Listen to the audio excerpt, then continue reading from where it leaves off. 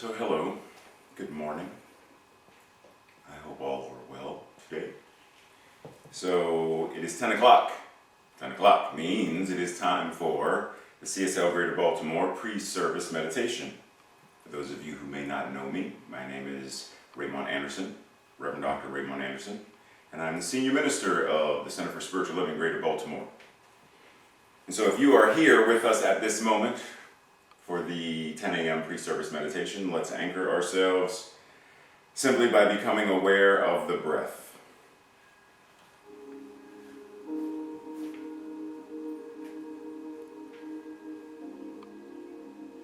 Simply feeling the rise and fall of the chest and abdomen.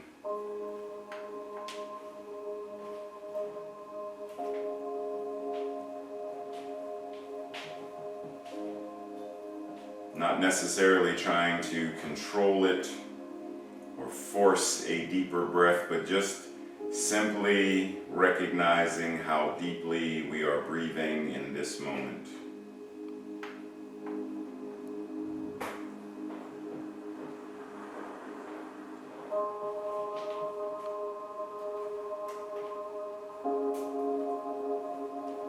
And as we become more aware of the breath,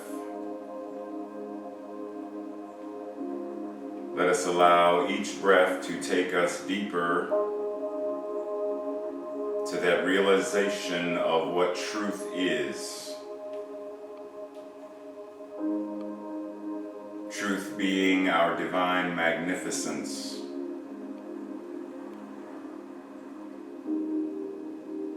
Truth being love,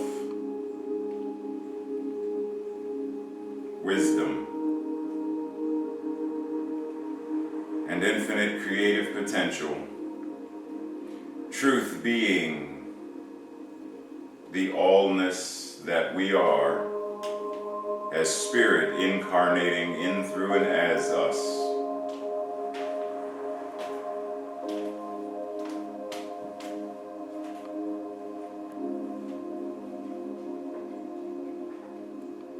And as we go deeper with each breath, anchoring more and more to that which truth is, we notice thoughts and feelings that rise to our mind and our hearts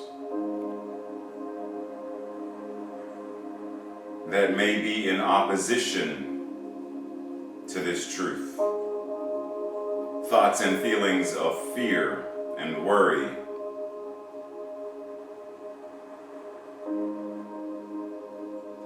thoughts and feelings of anxiety as we ask, what if and what about, as it relates to our health and well-being, as it relates to the current economic concerns, as it relates to the global pandemic, as it relates to any and every aspect of our lives.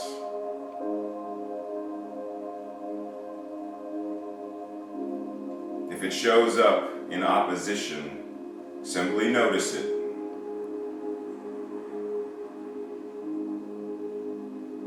There's no need to argue with it.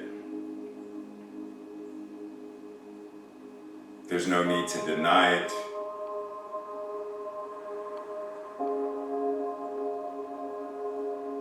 We simply recognize it in the same way that if a young child came to us and said there was a dragon or a dinosaur in the backyard,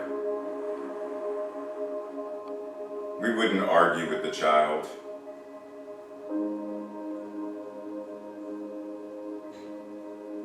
We wouldn't deny their creative imagination. We would simply recognize it and listen to the story they are telling. And so we do the same for ourselves and listen to what story the fear is telling. What story is the anxiety and frustration and worry telling? What story is shame and guilt, resentment? What story are they telling?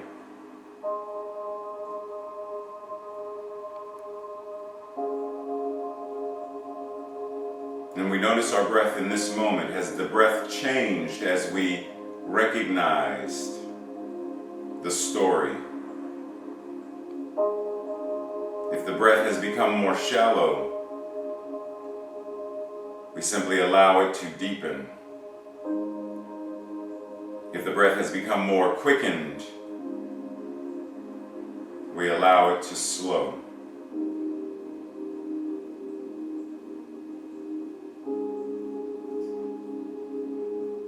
We simply allow the breath, this natural rhythm,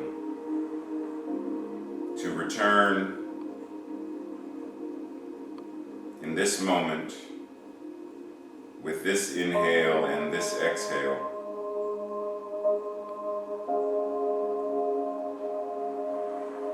Recognizing that no matter what the story is, at any moment, we can reclaim the breath. And it is in reclaiming the breath that we restore a sense of calm, a sense of serenity, a sense of peace to our entire body temple.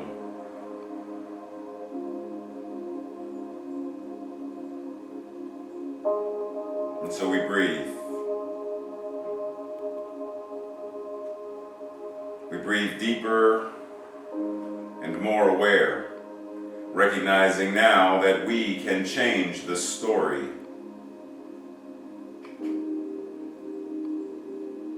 Breathing even deeper now, recognizing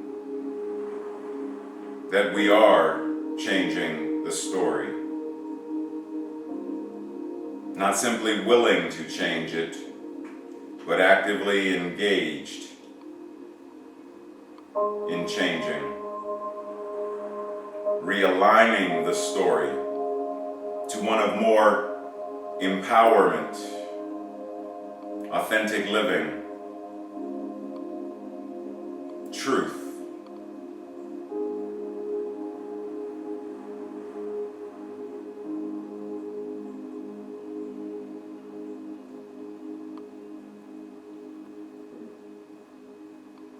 What is it that we desire to experience? In place of worry, what do we desire to feel and experience? In place of frustration and anxiety, nervousness, what do we desire to feel and to experience?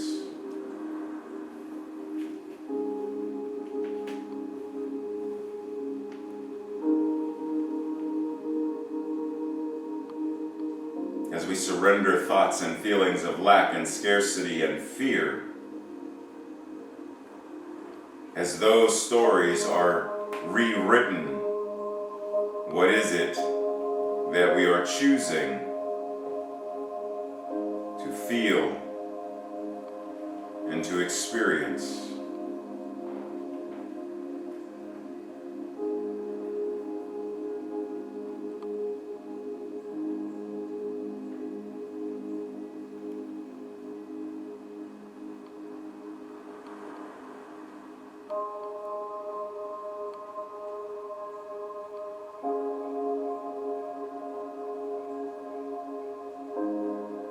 As the questions of what if rise to the forefront of our minds and maybe even reach the tip of our tongues and the tips of our fingertips, as we speak and communicate and write and sign, but what if?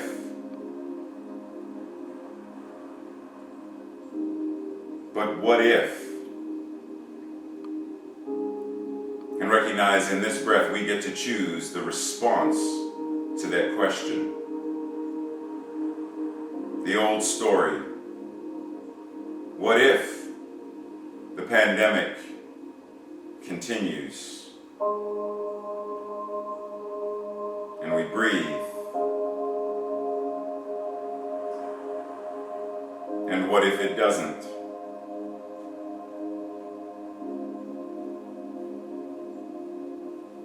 What if it does, and that it is precisely in accord with a divine timing that is assisting us, inviting us to transform and to evolve?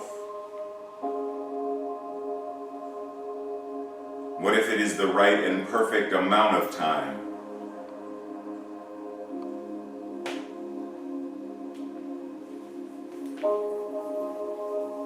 So rather than asking, what if I don't have enough money? We breathe and we ask, what if I network and connect with people and collaborate and develop synergy with people in ways that we create new business models and new ways of aligning with Source, knowing that it is from Source that our financial income originates? What if? What if we tune in and tap in to that infinite wellspring of what if? And so we breathe, recognizing that in each breath we can choose to think differently,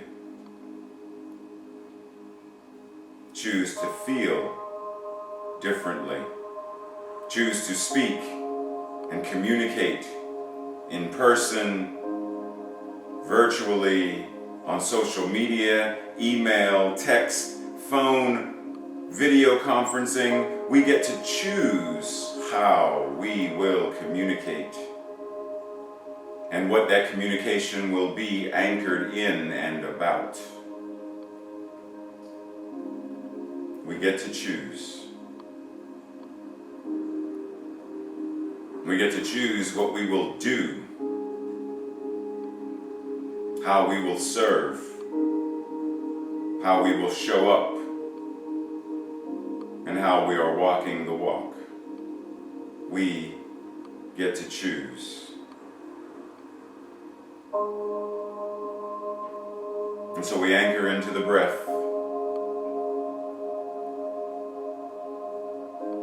Simply breathing in this present moment, allowing that which truth is to permeate our being.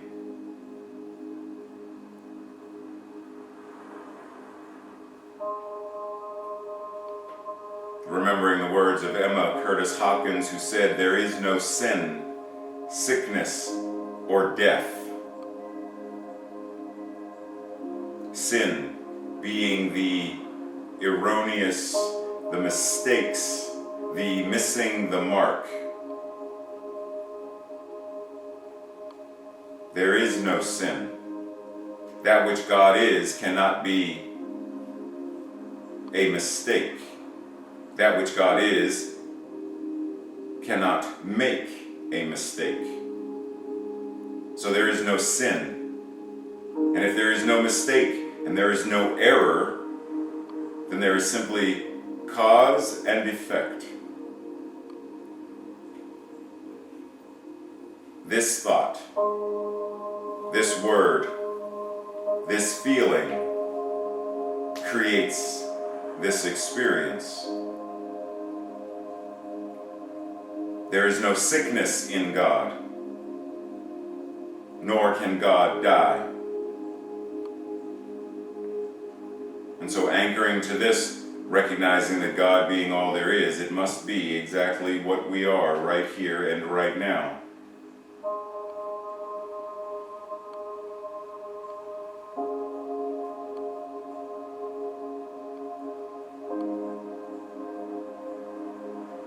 And so just as I am about to use my name in what I am about to say, I encourage you to use your own name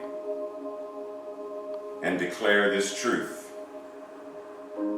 In my life, the life of Raymont Anderson, there is no sin, sickness, or death. In my life, the life of Raymont Anderson, there is no sin, sickness, or death.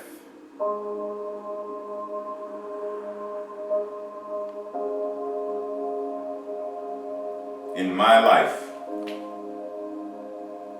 the life of Raymont Anderson,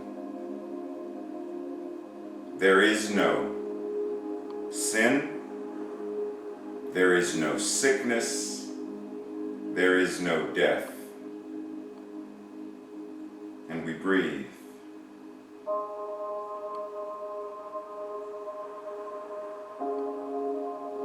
And we breathe, recognizing that if there is no sin, sickness, or death, there must be something else.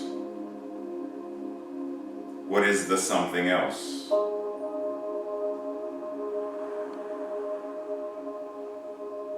If there is no error or mistake, then there must only be that which is right,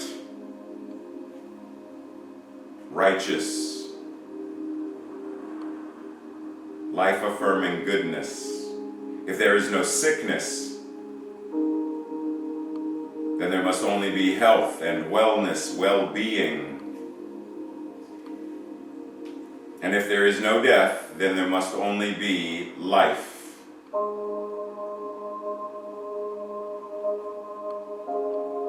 So in my life, the life of Raymont Anderson, there is goodness and righteousness and health and well-being and life.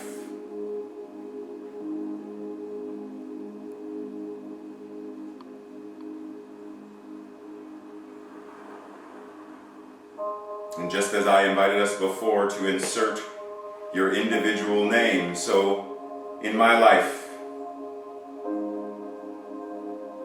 the life of Raymont Anderson, there is goodness, righteousness, health and well-being, and life. Life infinite and eternal.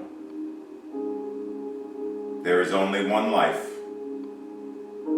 That life is God.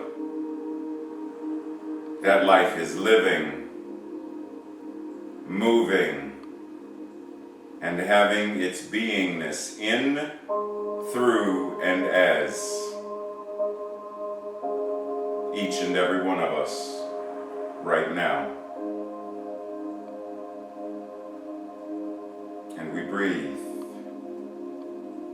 letting that vibration and that energy permeate and radiate and generate new thoughts, new feelings that are life-affirming, new words that speak this truth, and new ways of walking the walk that demonstrates what we think, what we feel, what we believe, and what we know.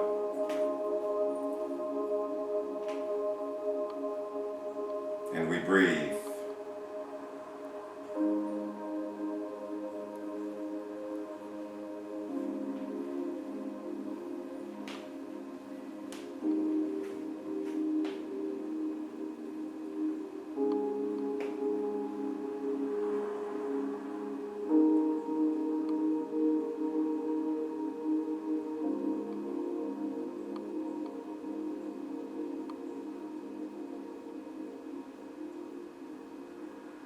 We breathe knowing that because there is only the one mind, what we right now do, anchoring our individual minds,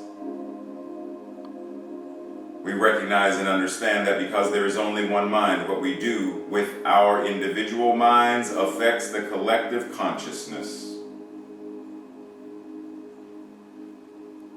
There is no my mind without your mind.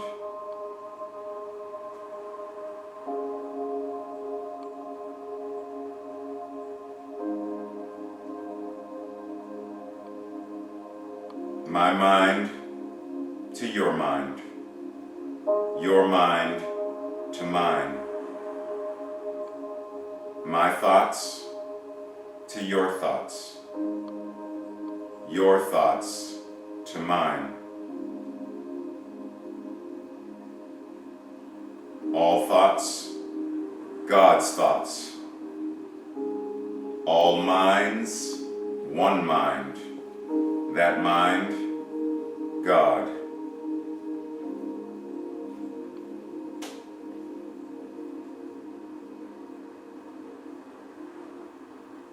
We breathe, allowing this truth to anchor us, to ground us, to invigorate us and recharge us, to empower us to do what is ours to do.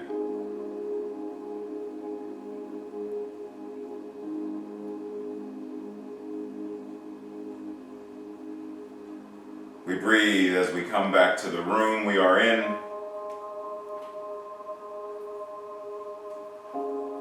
We breathe as we come back to this collective of divine individuals, whether via Facebook or Zoom. We breathe, coming back to the presence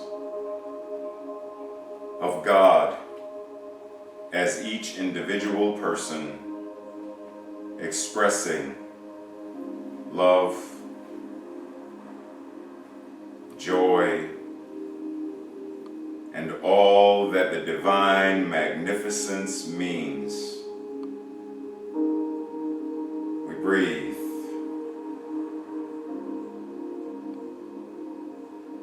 We breathe in preparation of service. We breathe in preparation for the beginning of our day, and we breathe in continuance of this life and this gratitude and this wonder.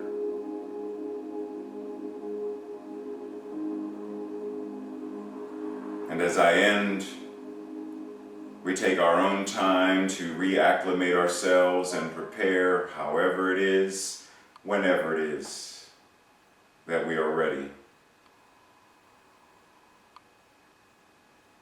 And we breathe, and we know that God is. We breathe.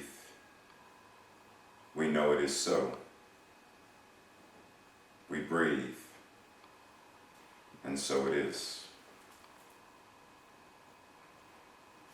Good morning, people in the neighborhood. I'm in my neighborhood, and we are our spiritual neighborhood. And I wrote this song a few years ago, and I think I wrote this song for right now, because this has to do with getting on that train, that metaphorical train, and moving on with life, and being full of energy, strength, and purpose, knowing what I'm about to do, what we are about to do, and doing it to the deepest expression our heart can fathom. And the song is called Full Speed Ahead, I'm Moving On.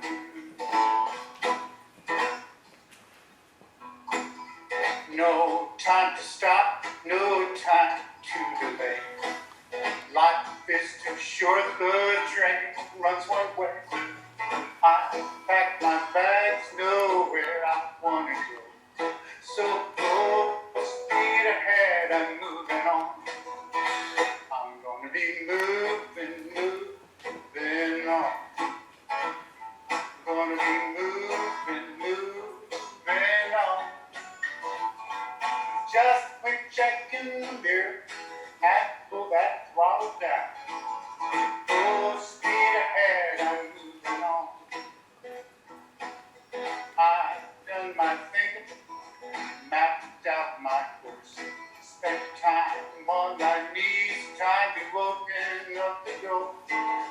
best friend will be with me, who will never let me down.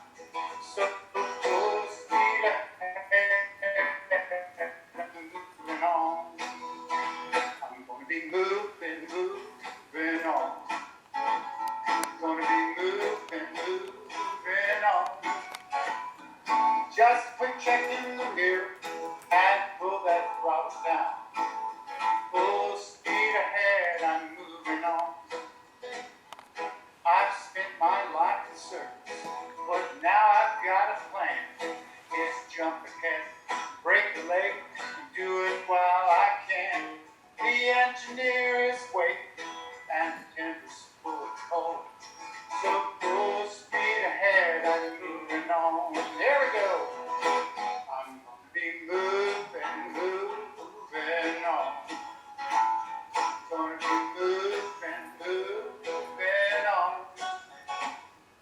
Just quit checking the mirror and pull it apart. Full speed ahead, I'm moving on. I go charging on ahead and barrel through and keep my eyes upon the road and never lose my nerve. I made a promise to myself that I intend to keep. So full speed ahead, I'm moving on. Let's go. Gonna be moving on. Gonna be moving on. Just quit checking the mirror and pull that throttle down. Full speed ahead, I'm moving on. Say it again. Full speed ahead, I'm moving on. Let's get moving. Thank you. Morning. Thank you, Norm. I don't know if y'all can see me clearly yet. Okay, well, so welcome to the Center for Spiritual Living, Greater Baltimore's virtual service. I have a quiz for you. My name is Tracy Rhymes, and I will be your host for today. Our awesome senior minister, Reverend Dr. Raymont Anderson, who led that powerful pre-service meditation, will also deliver the message for today. So get your toes and your hands ready, because they're going to be slapped or stepped on, I'm sure. Whew. Sorry. Ooh. Ooh. What is it? Ooh. See, we always have a heckler here or there. I wish we could turn off that heckler's mouth, but anyway, Norman Hoagland will be our practitioner for today, and our amazing and always awesome interpreters are Ashley Goldman and Deidre Wilcher. Woo! I'm y'all cheering section. Woo! They are assisting with making this service open, inviting, and accessible to the deaf community. So at this time, Norm will deliver our invocation.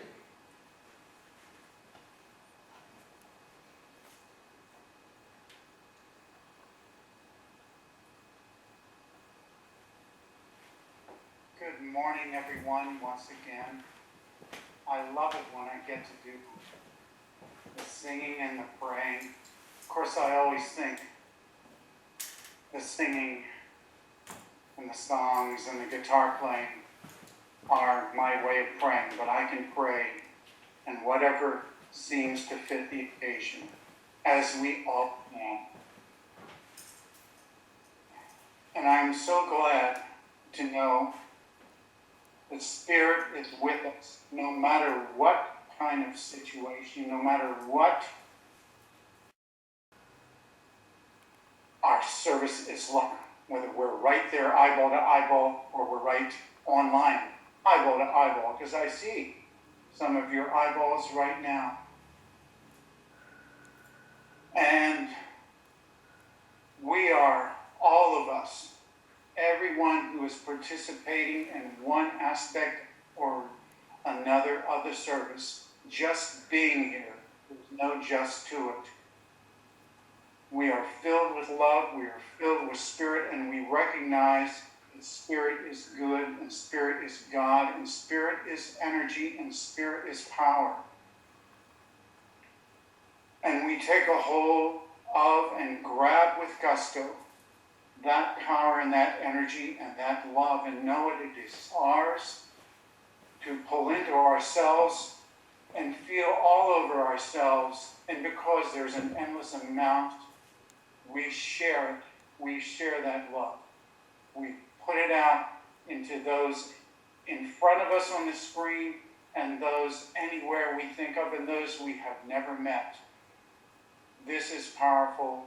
This is God. This is what it is. And our service today will be a wonderful instruction, a wonderful lesson, a wonderful feeling as the energetic, wonderful, insightful words come out of Dr. Ray, Tracy, everyone part of this service. And I am so grateful for being right here, right now, and we all are grateful for being right here, right now, and being alive and being filled with the Spirit. Thank you so much, people, God, everything that's living. Thank you so much for this day and this moment now and this wonderful service we are all partaking in. And that's all I need to say. I know it. I feel it in my heart. Spirit will take completely over. And we can say together, and so it is. So it is. Yay. Yay. Thank you, Norm.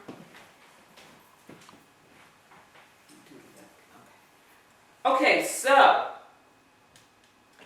as we join again virtually, we recognize that while we are doing what is personally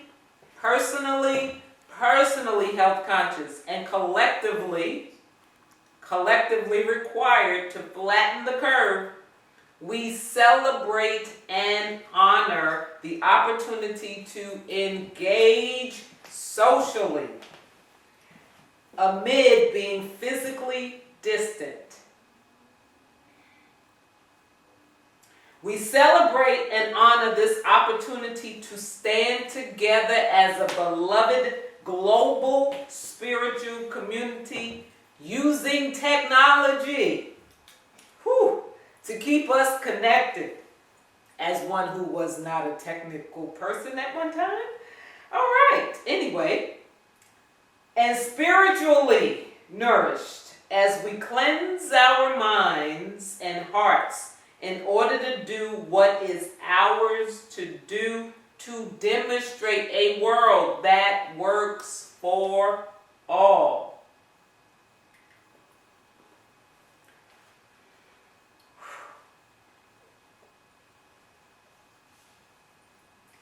Excuse me. Power of Your Word. That is an 8-week course that will be taught by Dr. Ronnie Ellington.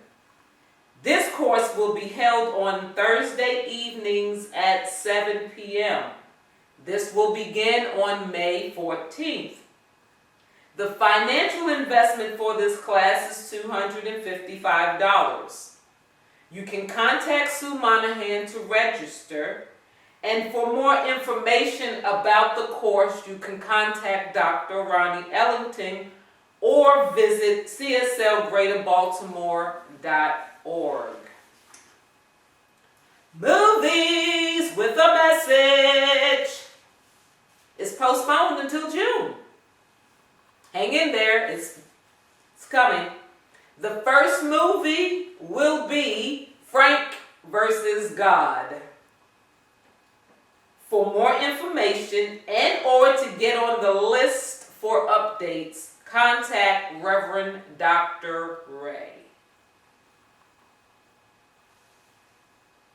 CSL Greater Baltimore LGBTQ+ Affinity Group wants you to know that the next virtual spiritual tapas will be on May 13th at 7 p.m. Oh, excuse me. Okay, as I said before, say it with me. Prayer works. What'd you say? I said prayer works. What works? Prayer works. It does work. Yes. It works when you work it. It works when you work it. It works when you work it. Okay, that wasn't an invitation for a song. Woo!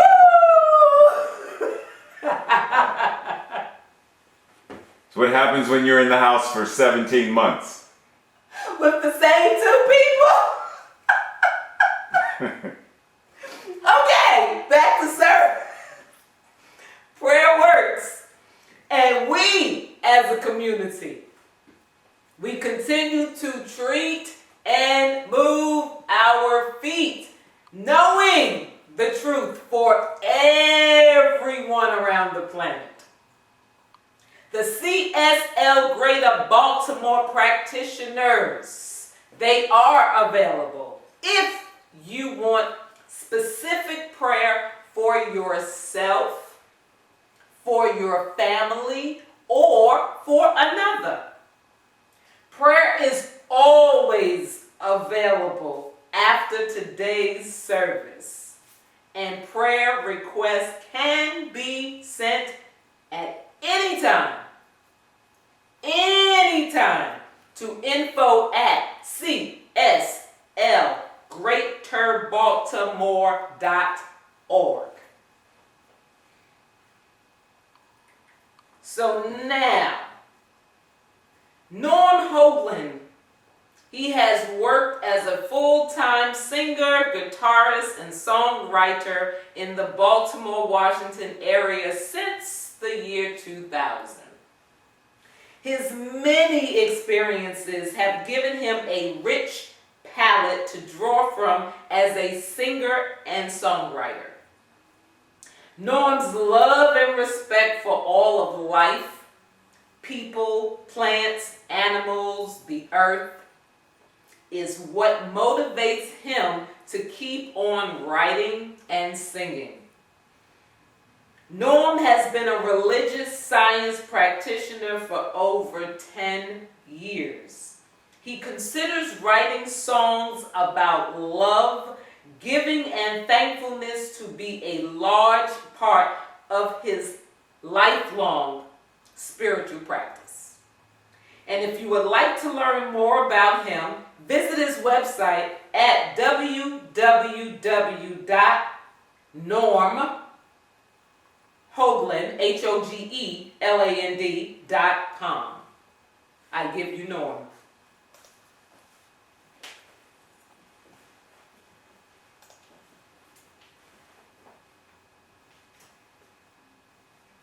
I have to tell everybody that I've been working a lot with Tracy recently, and she is a joy to work with. She's kind, she's efficient, and she's well studied. She knows what she's doing, and she is enthusiastic. Thanks, Trace.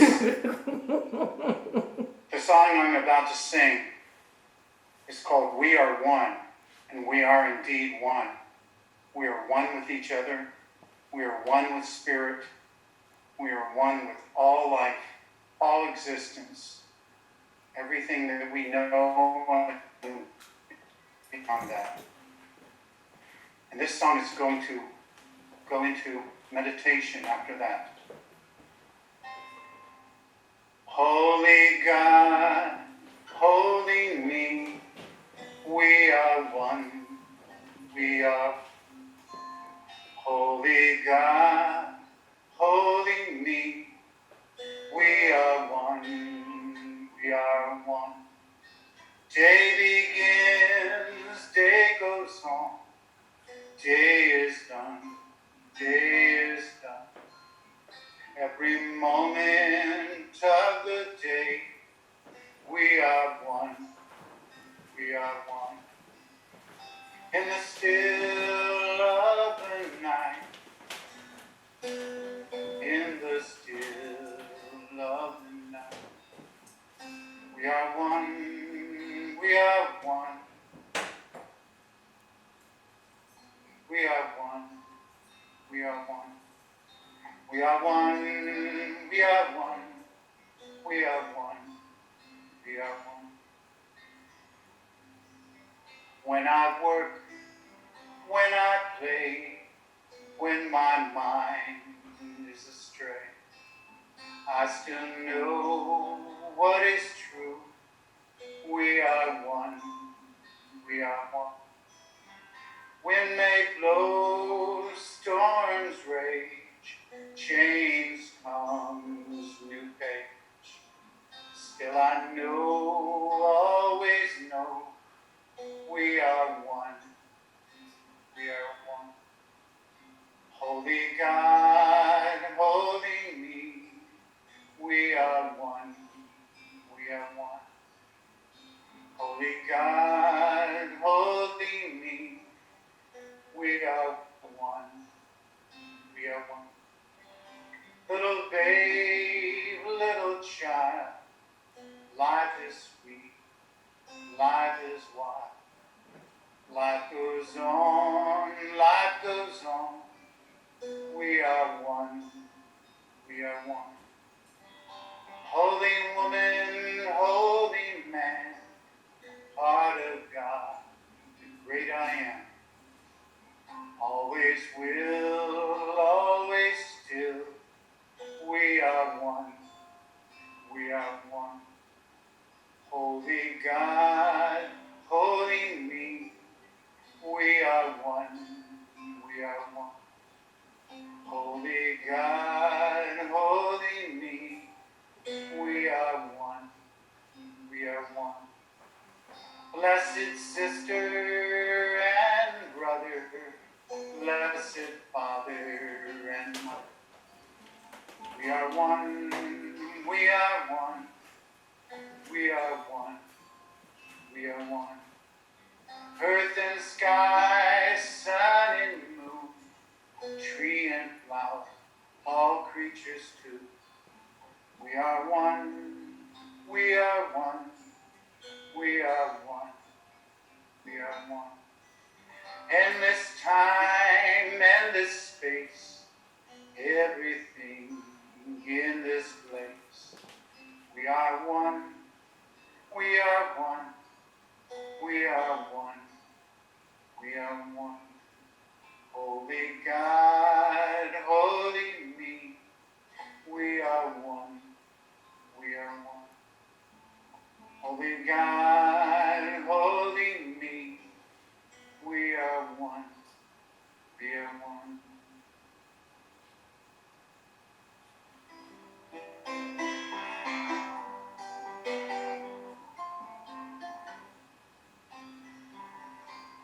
As we come into this meditation, we put all cares, all extraneous thoughts aside for a while. We give spirit an opportunity to be heard, to be felt, and to be seen within our mind's eyes.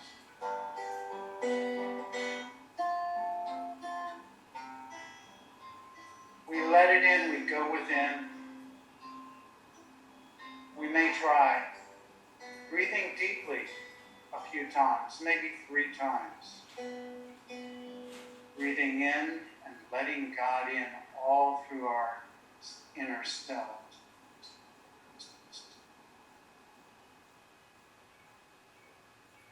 And then letting it out and sharing God and love with everyone. Trying again Breathing in and letting ourselves be filled with even more love than before. And then releasing that and giving that love to the rest of the world. One more time, deeply breathing in,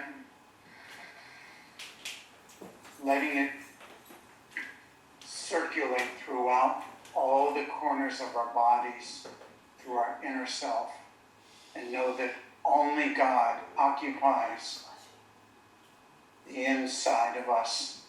And then we breathe out. It circles around us. It touches all of ourselves. It protects us. It loves us. It cherishes us.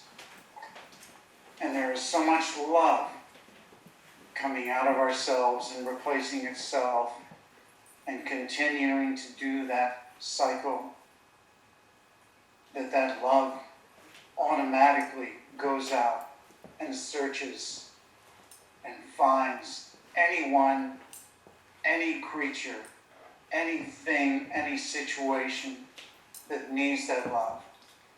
It is powerful, it is energy. And we begin to feel it, we recognize the energy and power of that love everywhere.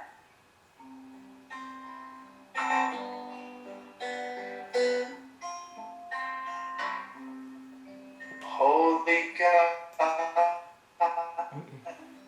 holy me, we are one, we are one. Holy God, holy me, we are one, we are one. Holy God, holy me, we are one, we are one. Holy God, holy me, we are one, we are one.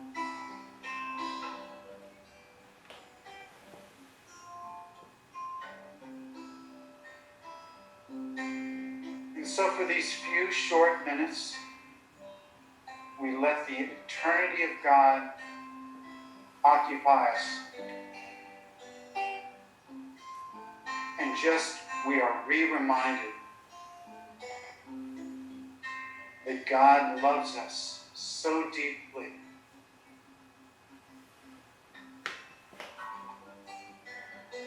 so thoroughly, so completely, that we feel that energy, that power,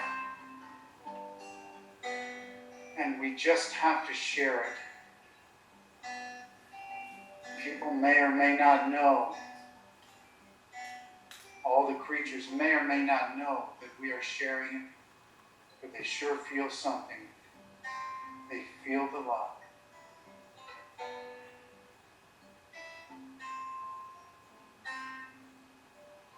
And coming out of this meditation, we gradually open our eyes, and the universe is here just as it was inside. That same energy, that same power, that same light just takes a different form as we open our eyes. And we know only good for today, only good for right now. And know that good continues forever and ever. And we are so grateful for ourselves, for our lives, and for each other, our spiritual partners. Thank you, thank you, thank you. And let's say together, and so it is.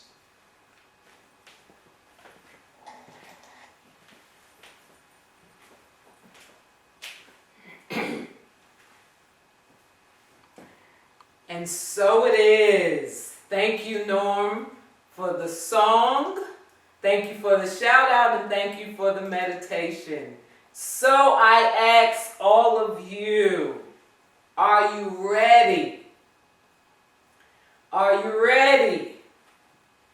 Okay, I'm guessing that you said yes, you are ready. So now here comes Reverend Dr. Ray to step on a toe, a corn, slap a hand, or remind us of some things that we may try not to. Oh my goodness! Remember, I turn over to him.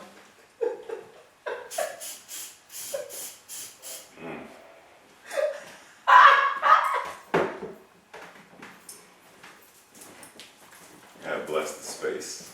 You know what? Go back over so I can make sure. All that crazy stuff Tracy did for y'all, I had to bless the space for a minute because, woo! Y'all know how Tracy is sometimes. Most of the time. Yeah, all the time. Y'all already know. So, how's everybody doing? So, put a thumbs up because I know right now, for those on Zoom, I know that the chat is disabled and audio just as part of a precautionary thing because of something that happened a couple of weeks ago. So, thumbs up, just so we know, you're still here, you're still with us. And when I glanced at the computer screen a little while ago, I saw some familiar faces of people I haven't seen in a while, such as Jane. I saw you there, beautiful. So, if we are ready, I'm going to start off with this idea. Keep in mind that in the English language we have words that have multiple meanings, such as the word heart. Someone can say, his heart isn't in it. He doesn't have the heart for that kind of work. Does that mean the literal thump, thump, thump, thump in the chest? No. So we know that there are words that have multiple meanings. Well, today's word, soul, is going to be one of those words. So just bear with that it's important that we don't get caught up in the linguistic blah, blah, blah of wording. But come along with me as we go. So today's title is Your Seat of Power. Specifically, Your Seat of Power. The theme for today, this month, starts with regrounding and coming back into alignment with our soul. Now that soul could be a capital S soul or a lowercase s soul. For right now, it's lowercase, but once again, let's not get caught up in the linguistic Rubik's Cube, okay? Recognizing an inner power and presence that is our true nature and inseparable from the divine. Because keep in mind that everything is inseparable from the divine because everything is what it is. It is everything. So therefore, everything is divine. So let's keep that in mind as we continue. If you were asked to explain, I'm not going to do it, but if you were asked to explain this week's theme, which is the seat of the soul, like that's the actual theme from CSL, the seat of the soul, which is synonymous with your seat of power, and I'm going to talk about that a little bit more, how might you answer? So if you were going to answer the question, what is the seat of the soul, and what is your seat of power, or the seat of power? Like, what does that mean? Because for what we're talking about, I want us to venture into the idea that they are one and the same. What is your seat of power? What power are we referring to? The power to remain in a state of consciousness that is corrosive and non-life affirming? Or the power to step into the awareness of your spiritual magnificence? And know that the power that we're referring to is the exact same. So whether you're using it for this or this, it's the same power. And you are already using it. So is it time for us to use it more consciously and more powerfully? Therein lies the thing. We're already using this power. We're already at a seat of power. How are we using it though? How are we demonstrating it? How are we making use of it? Therein lies the quandary, the contemplative moment. So listen to your heart. Like I started off, there's this whole thing about he doesn't have the heart for it. Put your heart into it. I just don't have a heart. If I only had a heart. Like, hey. I heckle you, you don't heckle me. So listen to your heart. When we say that, what are we talking about? Are we talking about getting a stethoscope and going, like, is that what we're talking about? Or are we talking about something that is much more intangible, but no less important? Are we talking about our intuition? Are we talking about tuning in and tapping into that something that can't be measured the way Western culture would like to measure stuff? And for you individually, what does it look like? What does it feel like when you listen to your heart? Now, slight disclaimer.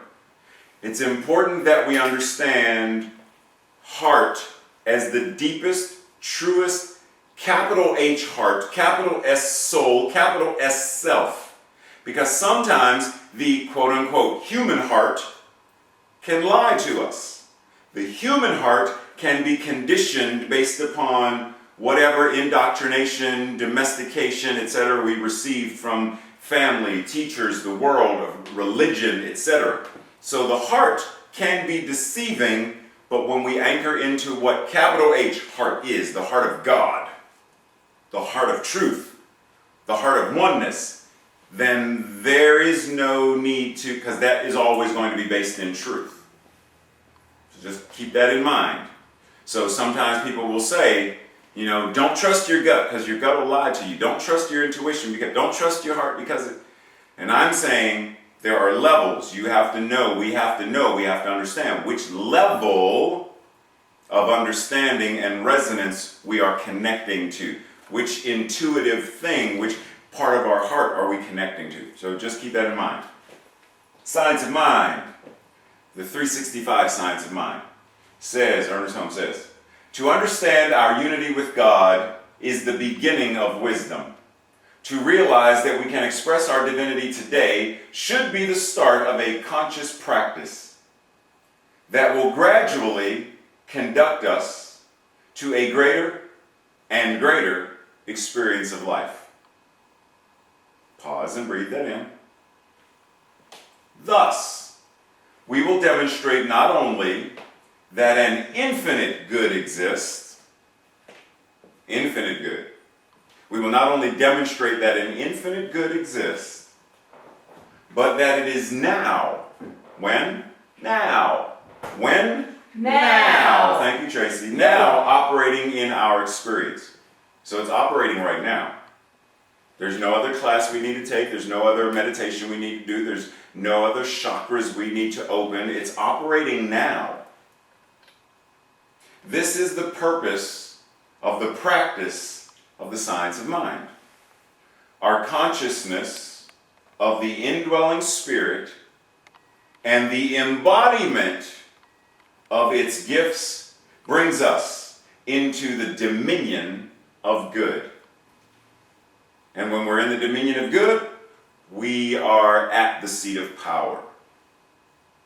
Like we're actively, consciously there.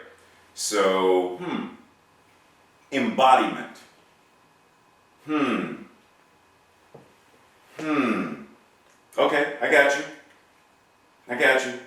But how often does it feel like we're playing musical chairs, though? I mean, how often do we go from one seat to another seat because we don't know which seat is the seat? Come on.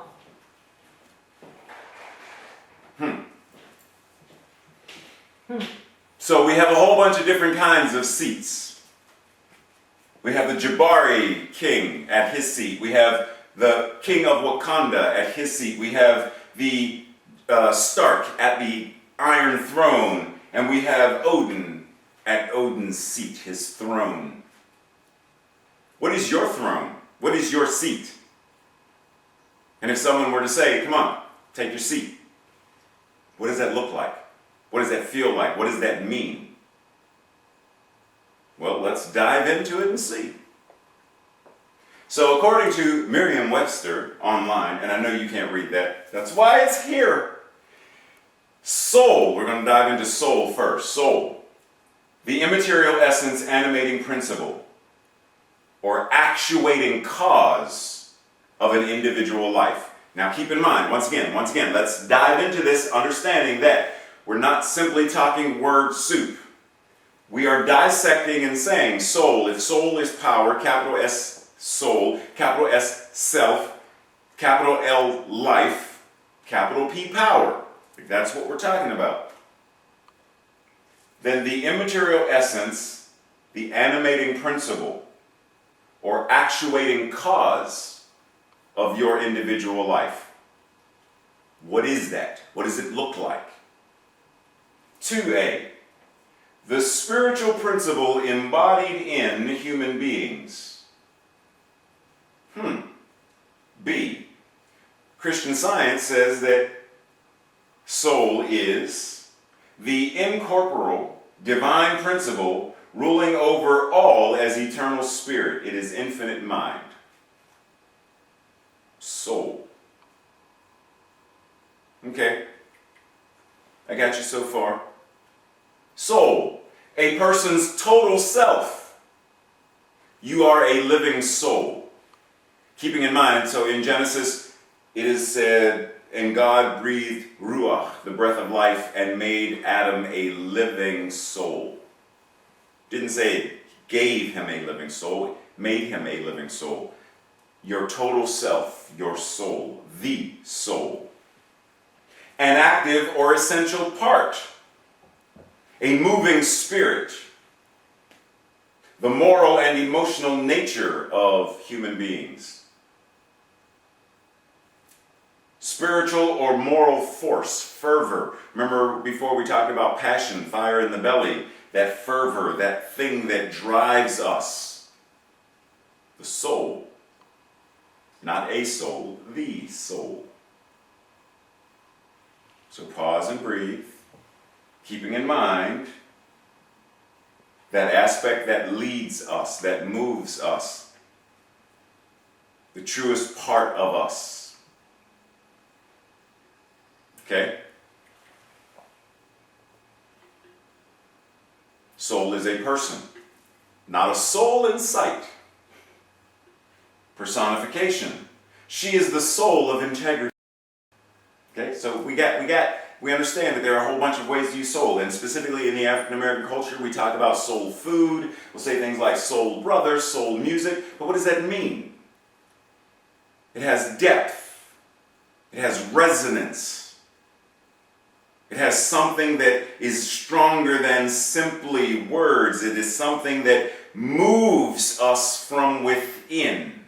It's not simply music that is meant to simply be heard and listened to, but it is music that deep down reaches in and forces a toe to tap and a hip to move and a head to bounce. Soul. Because it resonates with more than just our body. It literally resonates with our soul. It is food. Soul food is food that reaches in and nourishes more than just our belly. It nourishes the entire being. Soul food is part of why families in the African American culture come together to eat, to dine, to break bread. Because soul food is more than just collard greens. It is more than just chicken. It is more than just the stereotypical stuff. It is more than just sweet potatoes and macaroni and cheese. Soul food is food that nourishes. So let us simply anchor once again and recognize that this concept of soul is something that is far deeper than just some wispy spirit that when we die leaves the body. But that soul is the essence of all that we are. Soul is our mind. Soul is how we speak. Soul is what we feel. Soul is how we hug. Soul is how God is expressing itself as us. Cool. Anybody recognize this symbol? For those of you who are members of CSL Greater Baltimore and involved in New Thought and Science of Mind, prayerfully you know what this is. It is the teaching symbol. But why is it significant that Ray is mentioning the teaching symbol yet again?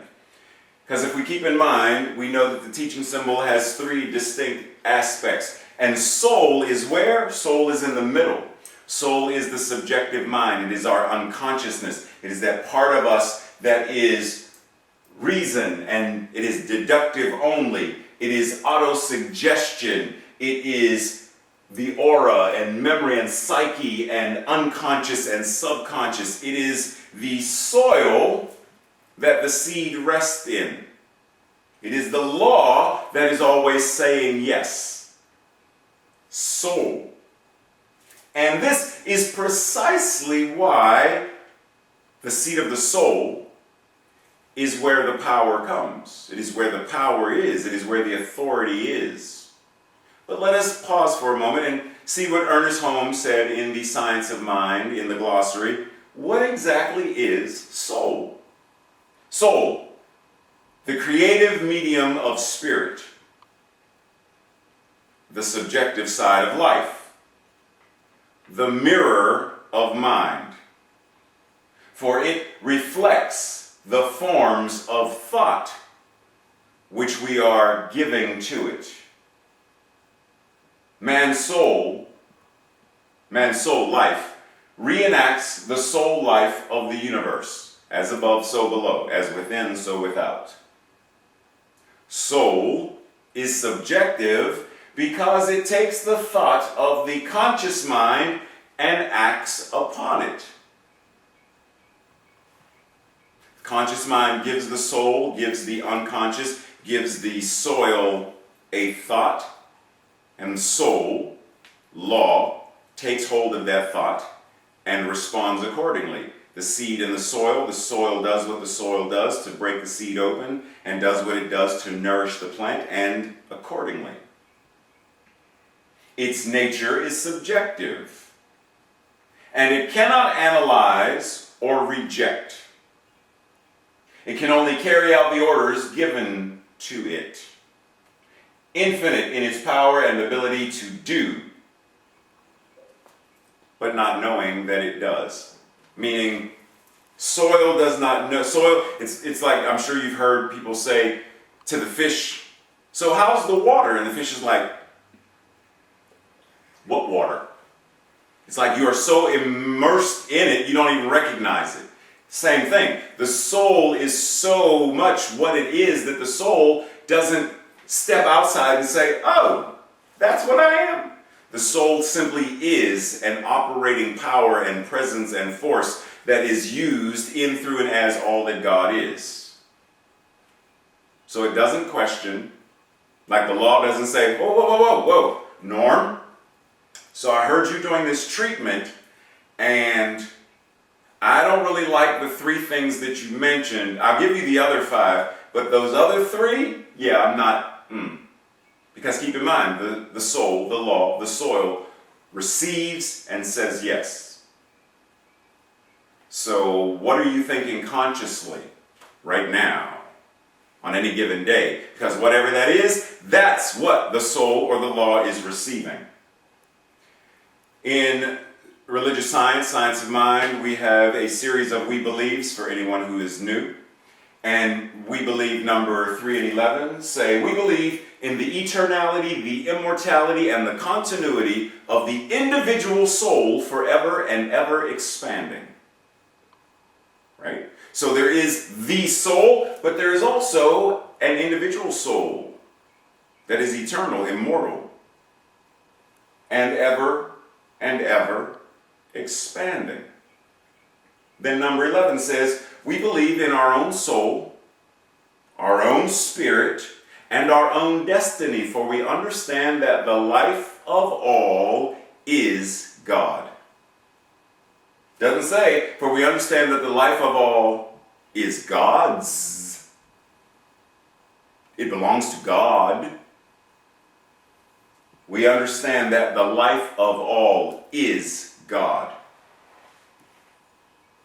Period, as Tracy just said, period.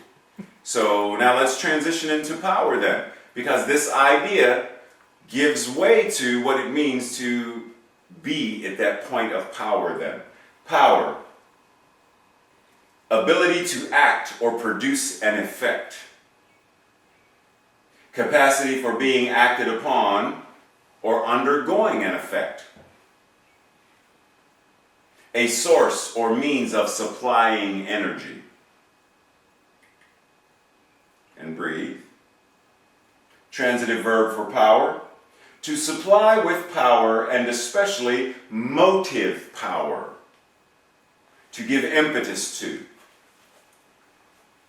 So Newton said that an object at rest will stay at rest until something moves it. An object in motion will stay in motion until something is acted upon to stop it.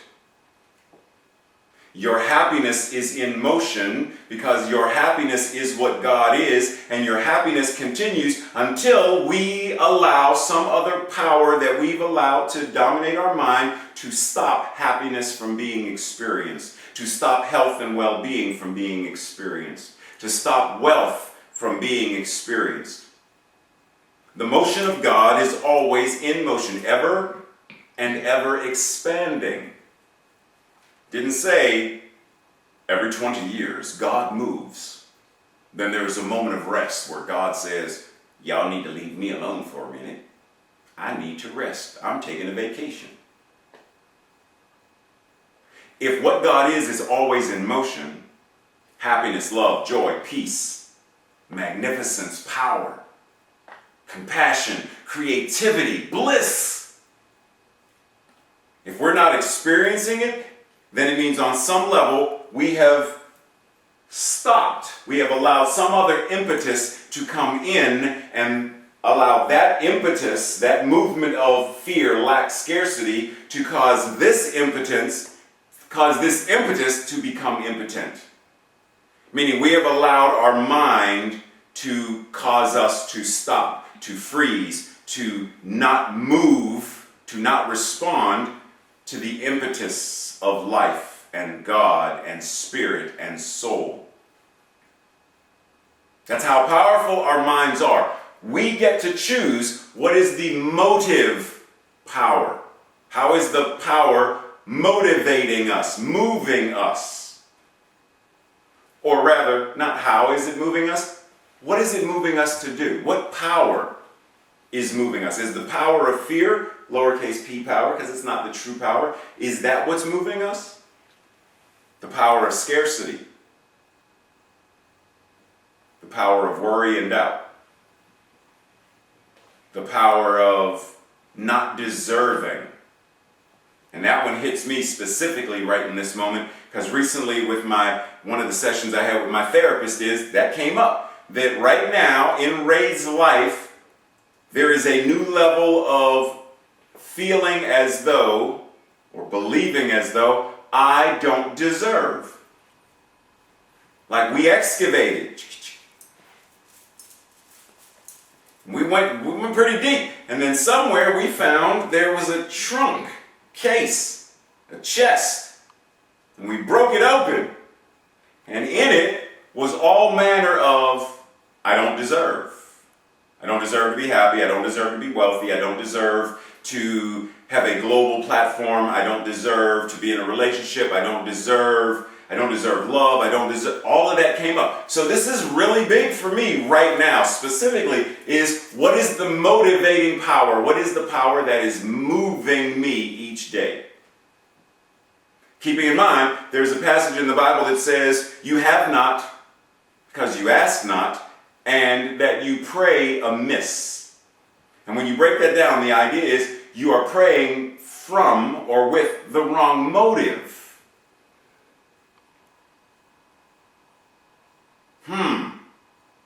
So simply anchoring in and asking, when I ask, everything comes out of my mouth, every thought I'm thinking is asking for a demonstration in one way, shape, or form. When I think about fear, when I speak about fear, our thoughts are prayers and we are always praying. Then I am thinking, speaking, praying about fear, about worry, about anxiety.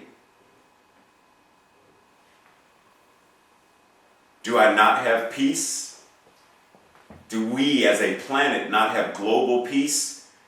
Food to feed all? Love and joy beyond barriers, boundaries, and walls, borders? Do we not have that because we are not asking? And keeping in mind that prayer, according to the way Yeshua spoke of it, is Pray as though you already have. So the asking really isn't an asking like, can I have? It's this is what I have. An ask is a statement of definitive truth.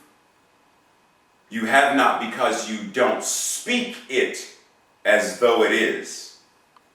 You don't speak from that position of power. You speak from what you believe as a being who is powerless. Ralph Waldo Emerson said in the Emerson Essays, The Oversoul, we live in succession, in division, in parts, in particles. Meantime, within man is the soul of the whole. The wise silence, the universal beauty, to which every part and particle is equally related. The eternal one. And this deep power in which we exist and whose beatitude is all accessible to us is not only self-sufficing and perfect in every hour, but the act of seeing and the thing seen, the seer and the spectacle, the subject and the object are one. Pause. Because this is where we get into the idea that that which God is all there is. It is whole, perfect, and complete. And it being all there is must be demonstrating itself in, through, and as each and every one of us as wholeness, perfection, and completeness as well. Every part, every particle, every individualized incarnation of the one is equal to every part within the one, and therefore equal in that respect as the one. And we breathe. So I want to talk about this idea of author, authority, and authorize. For those of you who have never seen The Color Purple, we're going to have a little moment of Color Purple Lesson 101 for you for a second. But let's go into first. You are the author of your life. It is by your authority that you experience life in the way that you do. Keeping in mind what I'm not talking about spiritual bypass, spiritual malpractice. I am saying that things happen, we experience things, but how, based on your authority, how you experience that thing is within your power. I always think back to folks like Viktor Frankl, who was in a concentration camp during Hitler's Germany. By his authority, he identified and recognized that the Nazis could not touch the essence of all that he was. They could hurt the skin, they could hurt the flesh, but they could not hurt the being.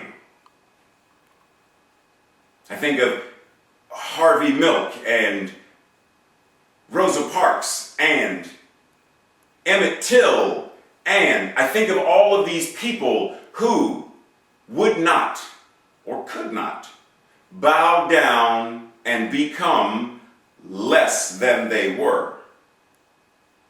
Even when standing in their truth meant death, even when standing in their truth meant a bullet, even when standing in their truth meant pain, standing in their truth was their choice by their authority. And you authorize others to have whatever powers they have over your reactions, thoughts, and feelings. So, who do we give the authority to? When do we authorize someone else to treat us a certain way? When do we say, yes, treat me this way, based upon how we think of ourselves, how we speak of ourselves? How many times do we say things like, well, of course, that's why I got demoted or didn't get the promotion, because I don't deserve to be promoted. They're better than me, smarter than me, more skilled than me. They deserve it more. I am authorizing my employer, I am authorizing family, I am authorizing others to respond to me based upon how I show up. So I know some of you may not be able to see the slide, see the image, but it is an image of the dining room table where folks were gathered. And at one end, you have Danny Glover, the lead character, Mr., and at the other end, his father, the senior patriarch of the family. And then if you notice, as it goes around, it sort of goes from level of most important, head of the table, to the immediate side, the woman he wants to have but can't, and his son. And then it goes down to his son's girlfriend, and Celie, and Shug, and her man, and then Sophia, and then the children, and then the patriarch. It devolves based upon how he, as the head of the table, determines where people sit. Okay, now pause for a moment, because there are key moments in there where the people in their respective places made that their seat of power. Sophia, first Sophia's in her thing and she's rocking because she's traumatized. And then Shug says to Mr., Celie's coming with us, and he says, no, she's not. And he goes off, and Celie stands up, knife in hand, to his throat and says, you are not going to stop me. And then Sophia comes out of the traumatized, and she says, don't do it, Miss Celie.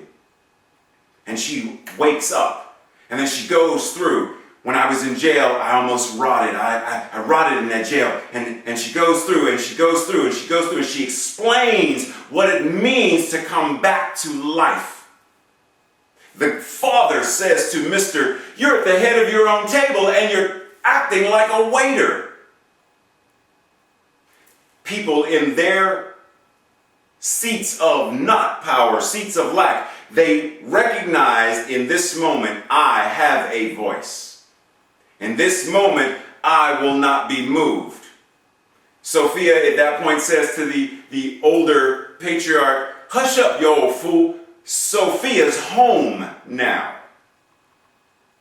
She's home. She woke up. And in that moment, the entire energy of the family changed. Celie, Shug, her boyfriend, they leave. Her husband, they leave. Sophia's awake now. Celie curses Mr. Everything you even think about till you do right by me is going to fail. She took her power back. There was no more sitting in the back seat of her own family. There was no more sitting in the back seat of her own life. There was no more sitting in the back seat of her own consciousness. Where and when are we sitting in the back seat? Rosa Parks very easily could have said, okay, fine, I'll move. But she said, no, I will not be moved today.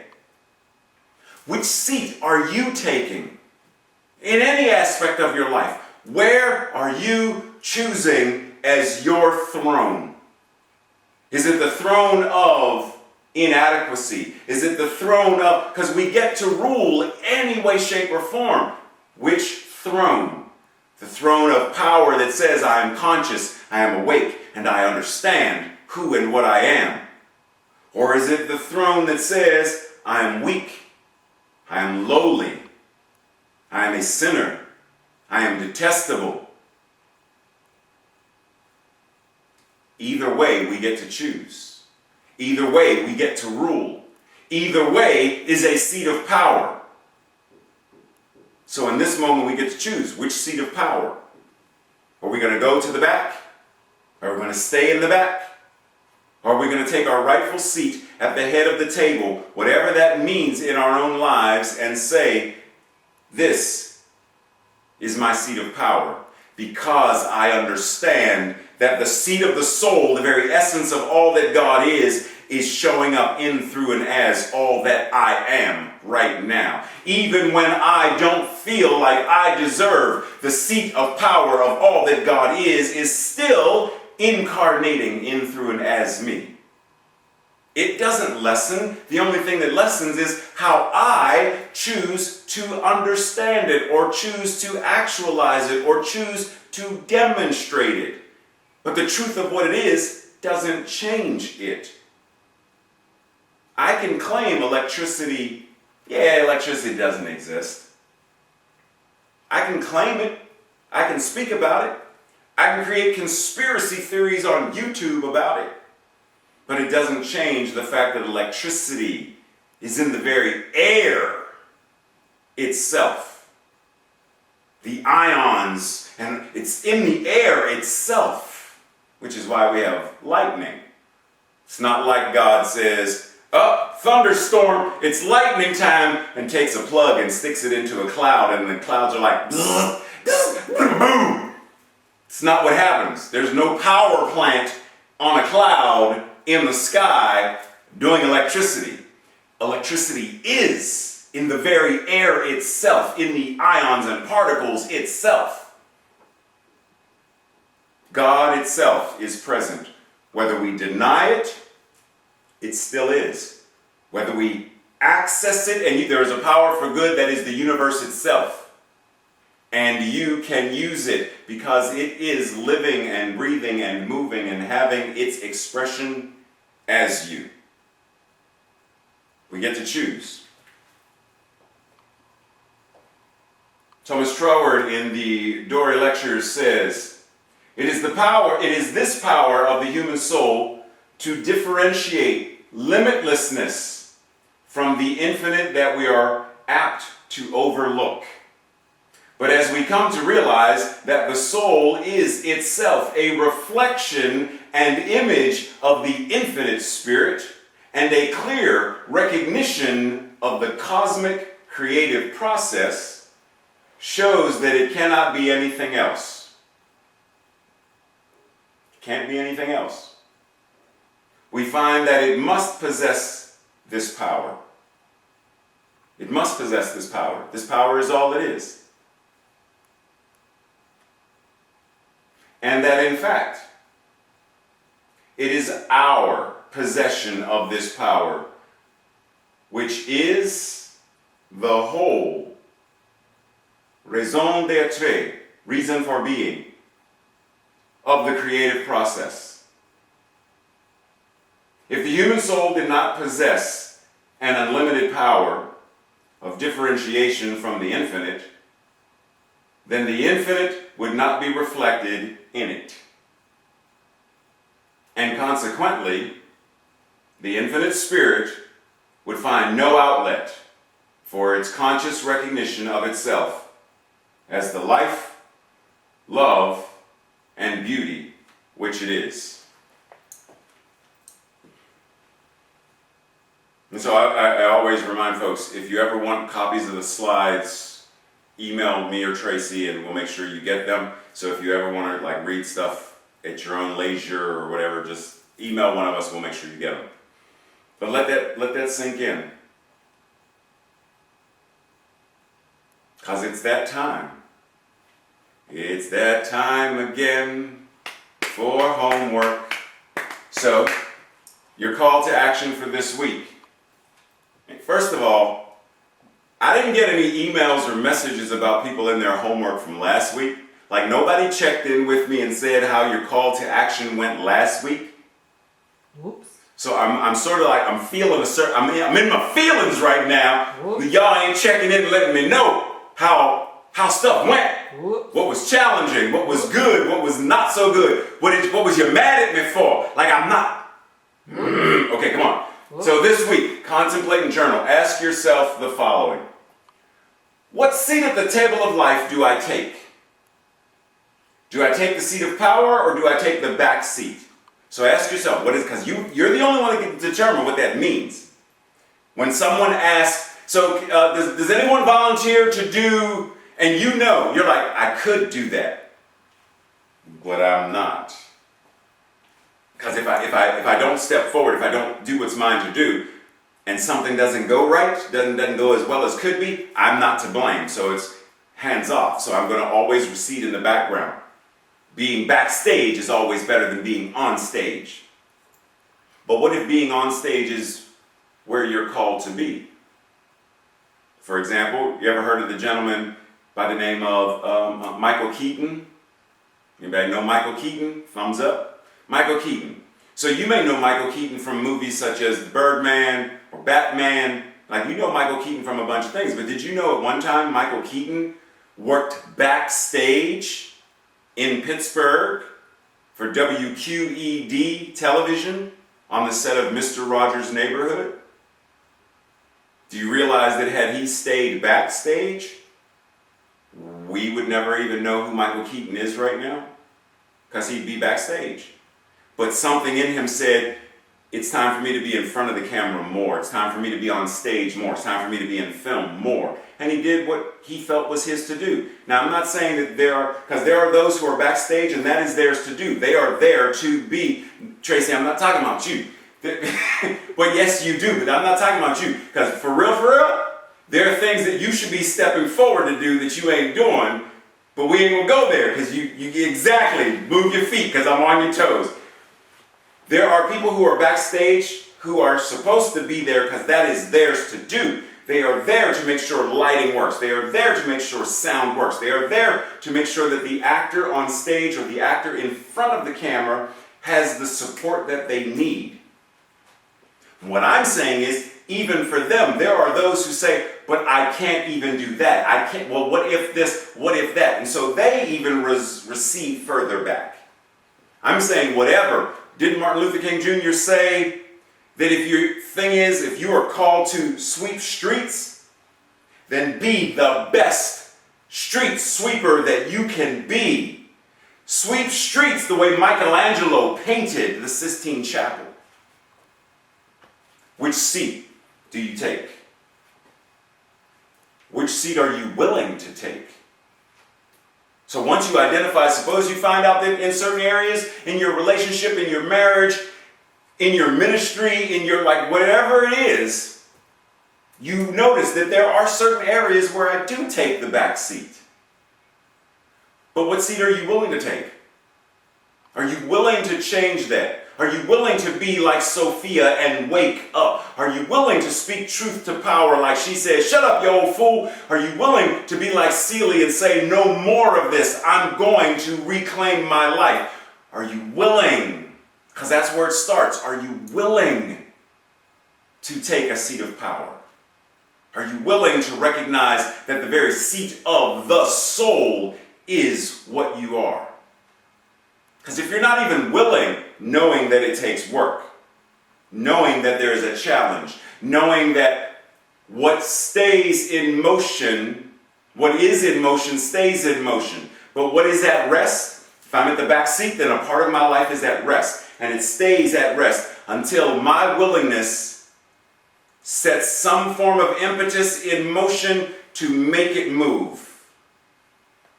Well, willingness alone, I'm willing the ball to roll. I'm willing for it to roll. But until I make the ball roll, it stays still. Until I am willing to stand from the back seat.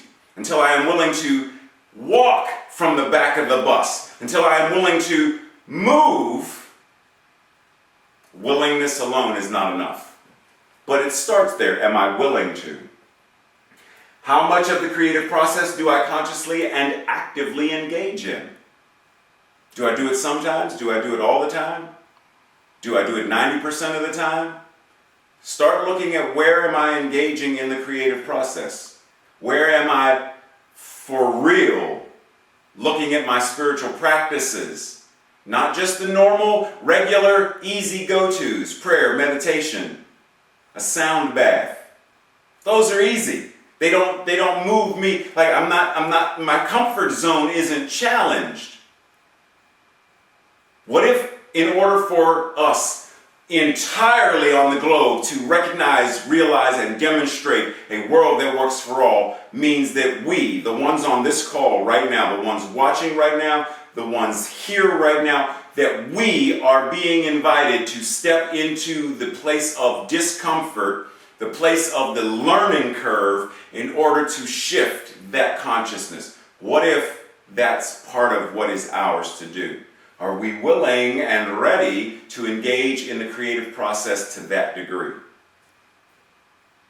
Because that's a lot. It takes work. For those of you who watched Tracy and I work out yesterday, that's work. Whew. There's sweat.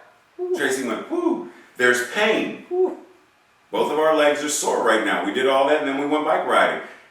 its work?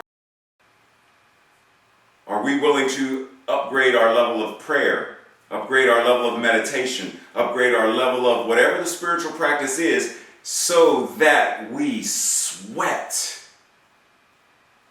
in order to shift, change, evolve, and improve whatever in our lives needs to be so that we are in our seat of power and accessing authority from there?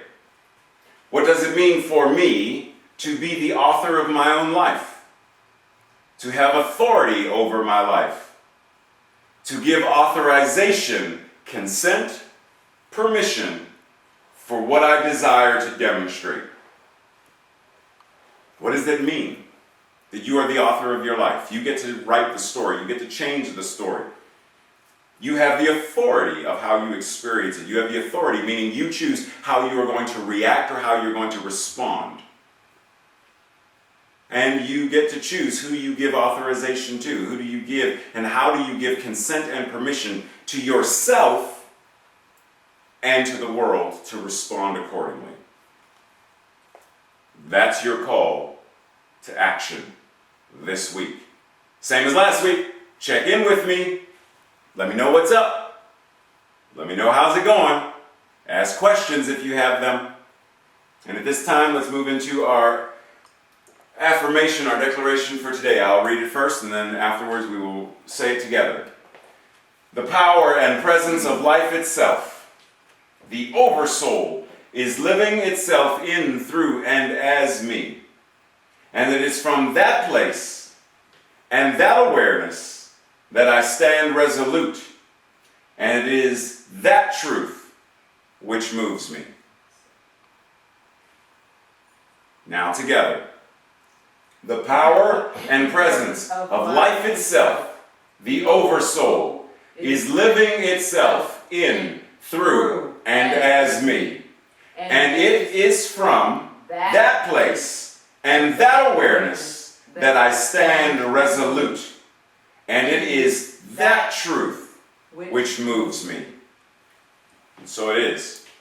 And now it is with great honor and great pleasure that I welcome back to you the amazingly talented practitioner, musician, storyteller, and human being that is Norm Hoagland. Welcome back, Norm.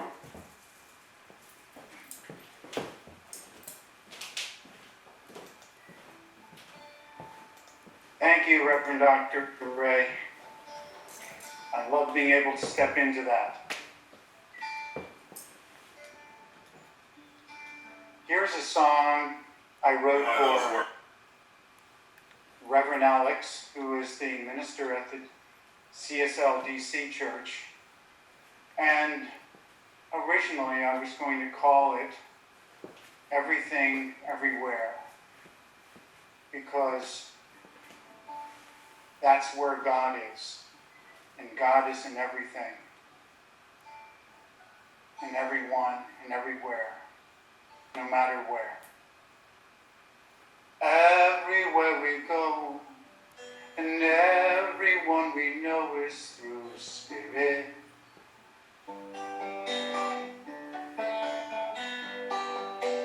Everything we think, and every song we sing is through Spirit.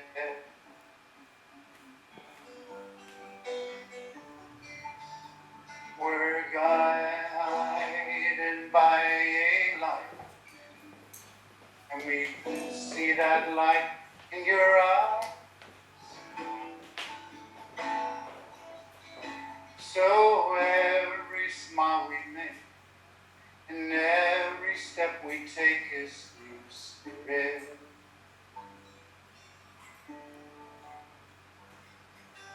Everything we do and everything we choose is through Spirit.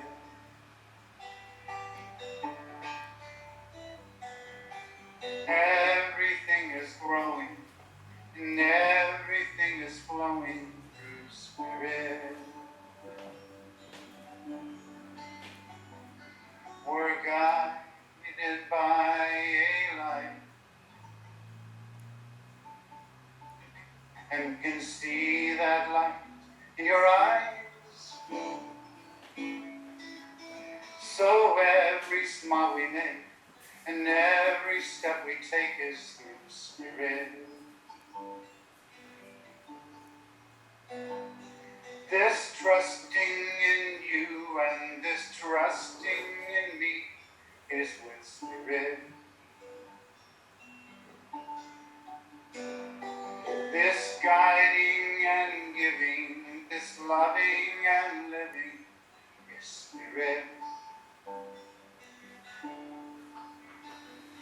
We're guided by the light, and we can see that light in each other's eyes. Yes, every smile we make and every step we take is through Spirit. Through Spirit. Through Spirit. Thank you.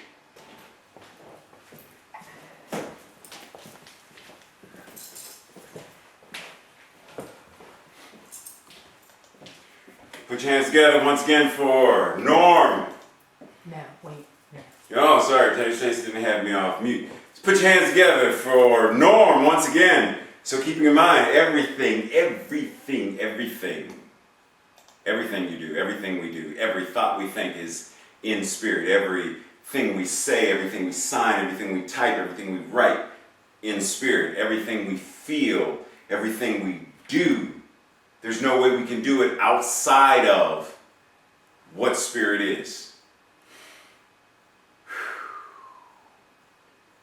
Which means that when we tithe or donate, that's in spirit too.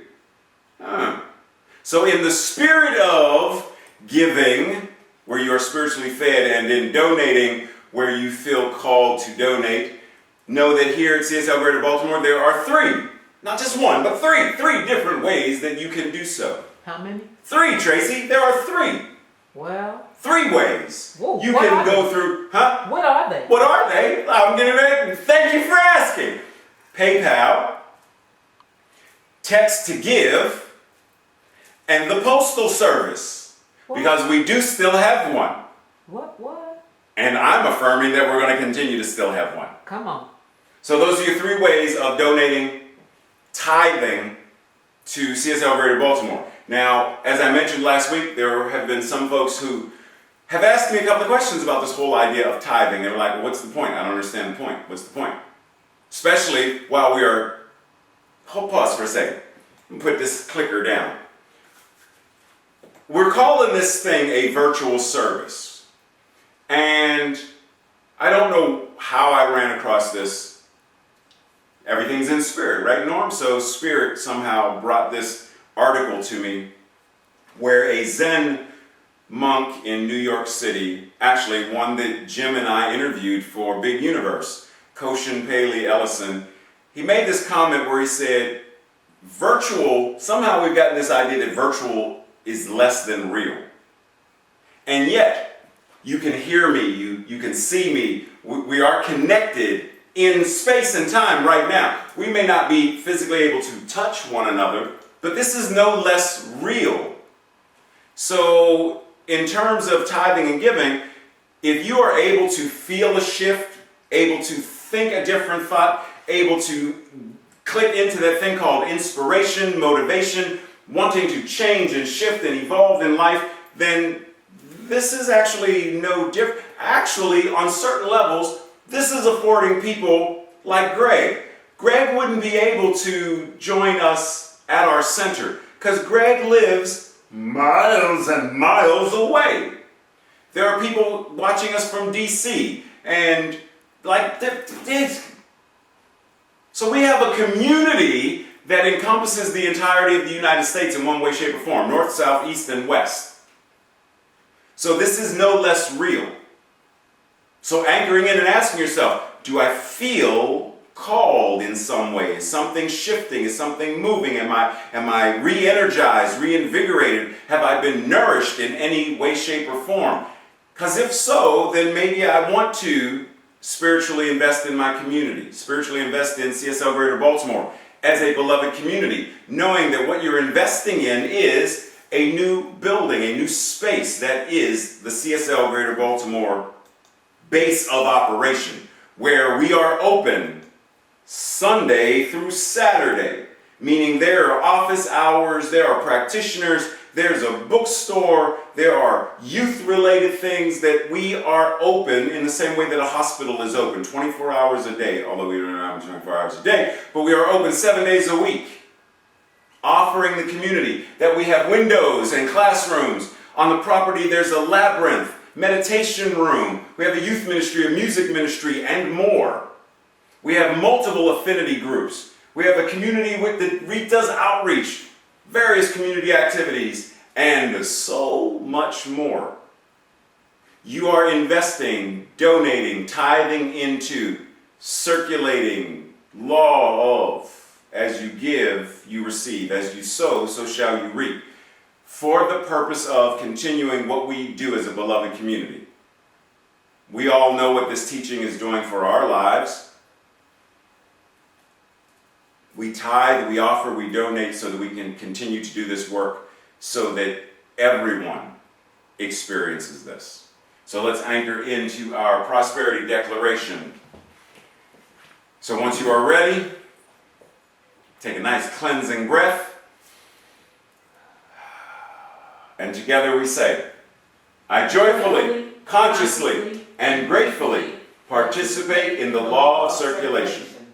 I trust in the spiritual principle that says, as I sow into my beloved community, I demonstrate my awareness of standing not only in the flow, but as the flow itself. As I sow of myself, my time, my treasure, my talent, I demonstrate my support and engagement in my community's vision, mission, and purpose. I actively give as a demonstration of manifesting, of reaping the harvest of a world that works for all. And so it is. So in this moment, in preparation of bidding everyone have an amazing rest of your Sunday, I encourage us, each of us, to do what we're called to do. To give time and presence and effort to the work, to the spiritual practices. And one such spiritual practice is after service. There are practitioners currently on the call that if you desire to have a practitioner pray with you, knowing the truth about your life, then stay on once service is complete. Once we have gone down to only those who desire prayer, you will be assigned a practitioner in a Zoom room for prayer. For those of you who are logging off and going out enjoying the rest of your day, do so magnificently. Have fun, laugh, love, be present with folks, whether it's through the internet, through the phone, through people who actually are in your home. Be present. Knowing that there is no separation, there is no way to get outside of God, knowing that God is all there is, and because God is all there is, that every thought we think, every word we speak, every feeling we feel, everything that we do in service as we cooperate, collaborate, and communicate with Spirit itself as the very living power and presence of all that is, that we are walking the walk, knowing we are divine beings, knowing that we are love made flesh.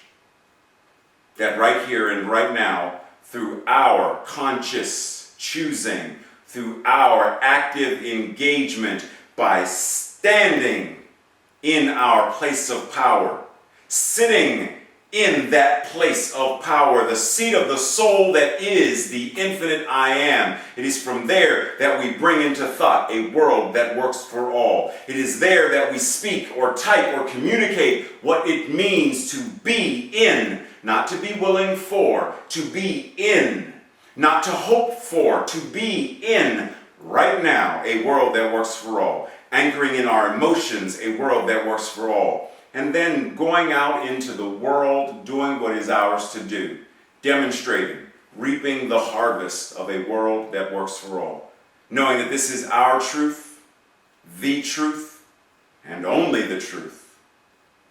So help right now all that God is as us. So help me as God.